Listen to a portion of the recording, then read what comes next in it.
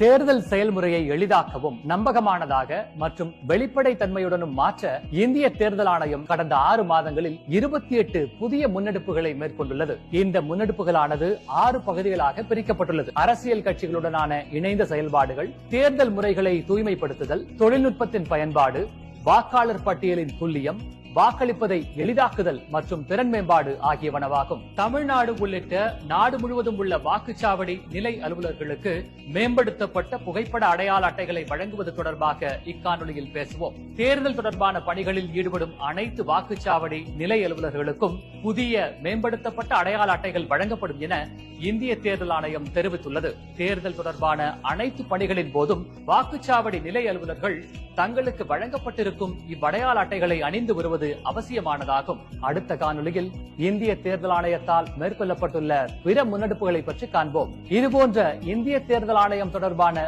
மேலும் புதிய தகவல்களுக்கு எங்களது அனைத்து சமூக ஊடக தளங்களை பின்தொடரவும் மற்றும் சப்ஸ்கிரைப் செய்யவும்.